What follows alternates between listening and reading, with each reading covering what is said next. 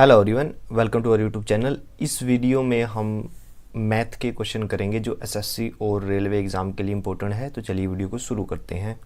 First question है, एक पोशाक पर 15% की हानि 225 रुपये है, क्रय मूल्य ज्ञात कीजिए। देखिए, कोई भी प्रॉफिट हो यानी लाभ हो या हानि हो, वो हमेशा क्रय मूल्य पर ही रहता है। लॉस कितना दिया हुआ है, हानि कितनी दी गई है, 15%।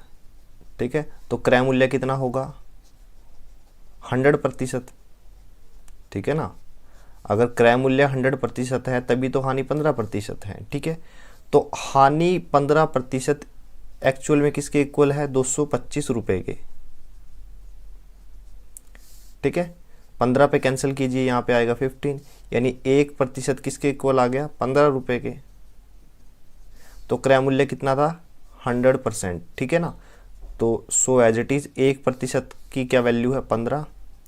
तो हमसे क्रय मूल्य पूछा था, क्रय मूल्य कितना आया, 1500 रुपये। ठीक है, तो ऑप्शन बी जो है वो सही आंसर है।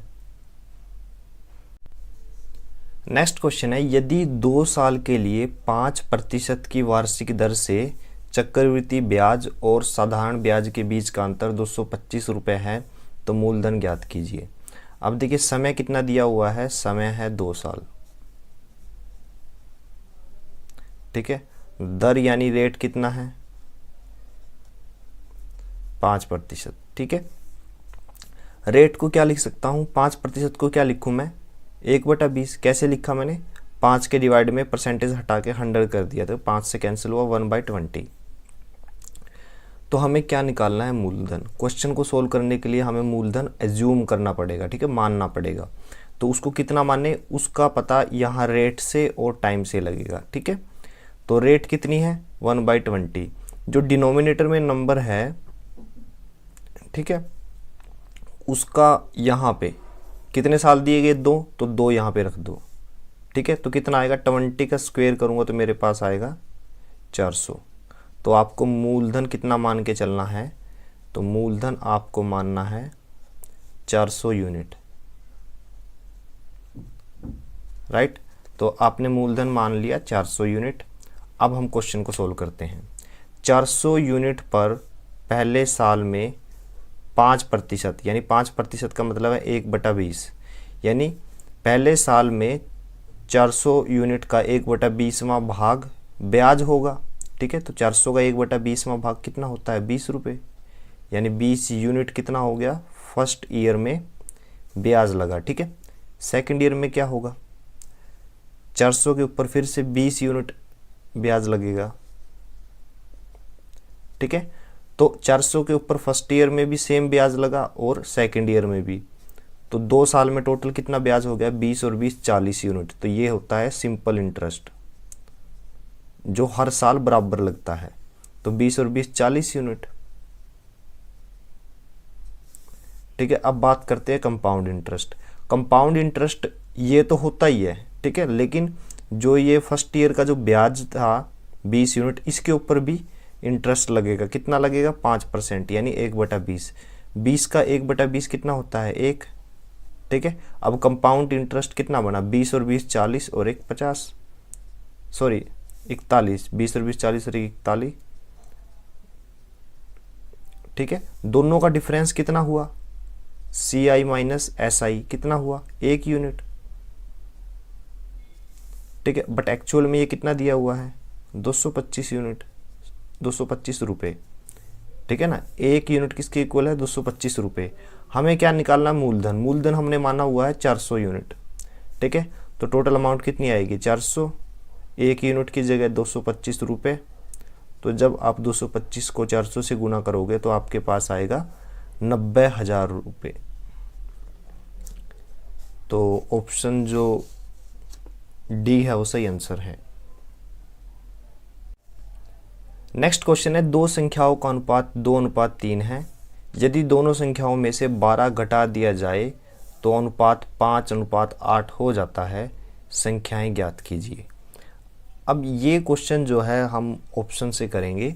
देखिए, ए ऑप्शन में जो संख्या है कितनी है, 16 और 24।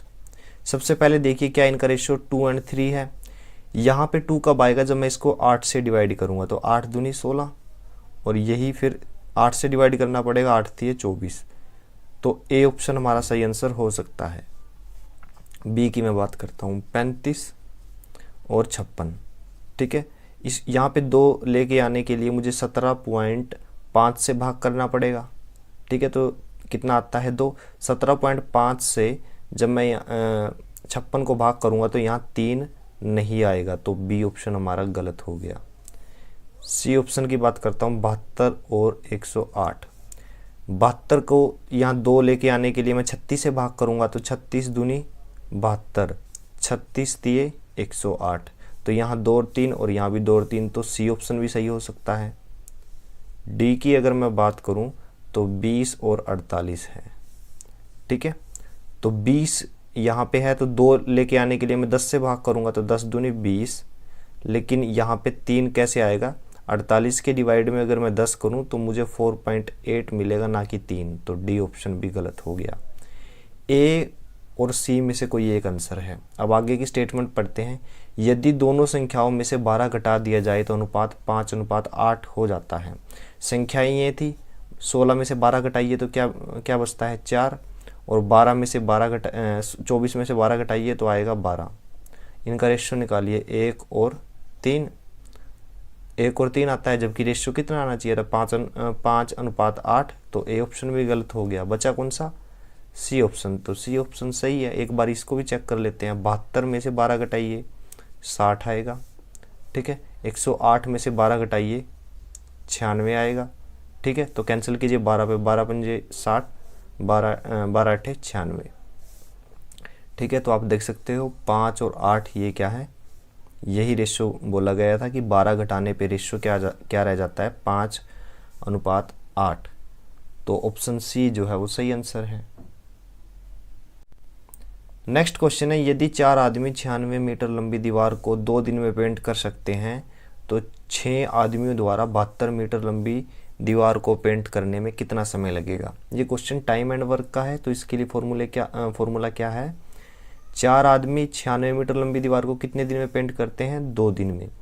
तो फर्स्ट कंडीशन में man power total time divide में टोटल वर्क। ठीक है ना, फर्स्ट कंडीशन में ये रेशियो जो है किसके इक्वल रहेगा, M2 T2 और W2।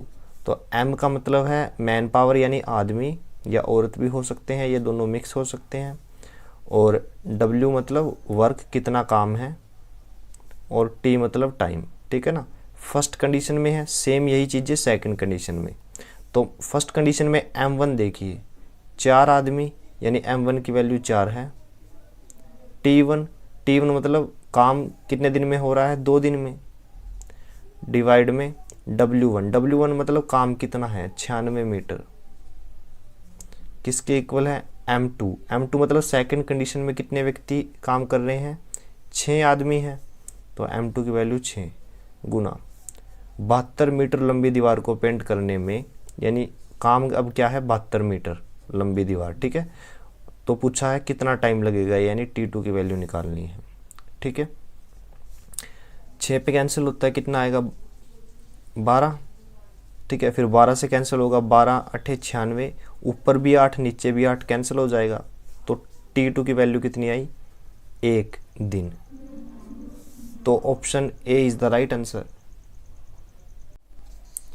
नेक्स्ट क्वेश्चन है, यदि 2 संख्याओं का गुणनफल इनके योग का 3 गुना है तथा एक संख्या 12 है तो दूसरी संख्या ज्ञात करें।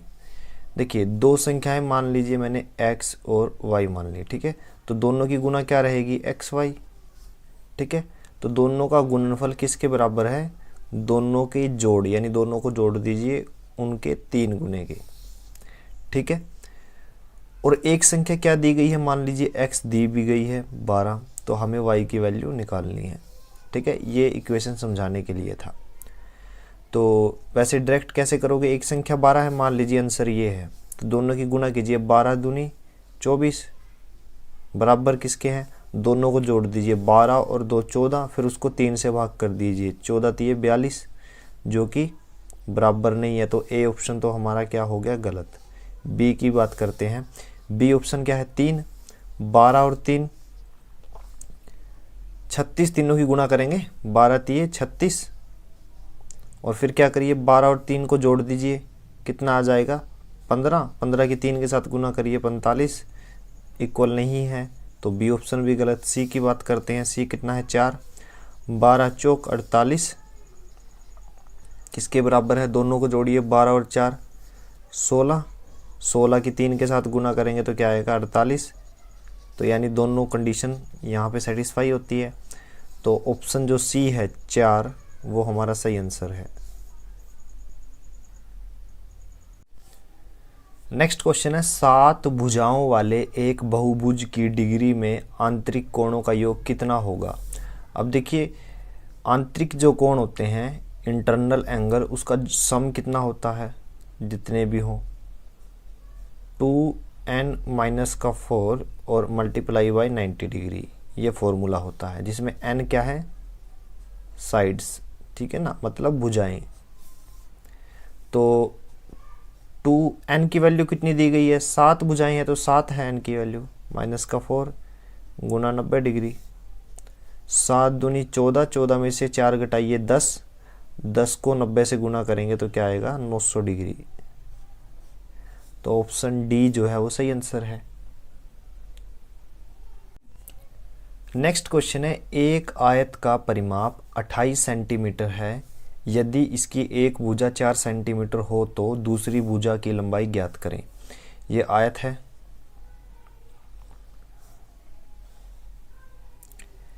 ठीक है, इसकी एक भुजा x मान लीजिए तो एक भुजा कौन सी रहेगी y, तो परिमाप क्या होता है,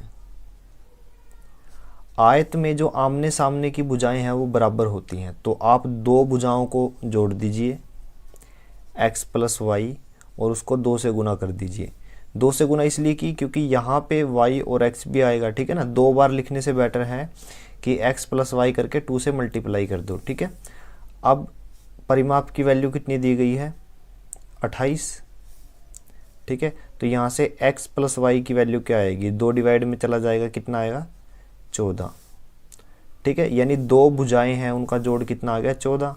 एक भुजा की लंबाई कितनी दी गई है 4, तो y की वैल्यू कितनी आ जाएगी, 4 इधर चला जाएगा, y की वैल्यू है 10 सेंटीमीटर, तो ऑप्शन जो सी है वो सही आंसर है। नेक्स्ट क्वेश्चन है एक आदमी 5 किलोमीटर प्रति घंटा की गति से चलता है और एक पुल को 18 मिनट में पार कर लेता है, पुल की लंबाई ज्ञात करें। तो पुल की लंबाई हमें ज्ञात करनी है, तो वो कैसे ज्ञात करोगे, गति क्या दी गई है, मान लीजिए ये पुल है और एक जो आदमी है वो इसके ऊपर चल रहा है, तो उसकी गति क्या है, गति है 5 किलोमीटर पर आवर, ठीक है, और समय कितना दिया गया है, यहाँ से यहाँ तक टाइम कितना है 18 मिनट, ठीक है। गति का फॉर्मूला क्या होता है, गति होती है दूरी बटे समय। हमें पुल की लंबाई ज्ञात करनी है, यानी यहाँ से यहाँ तक वो चला तो ये दूरी ज्ञात करनी है। दूरी कैसे निकालोगे, गति गुना समय,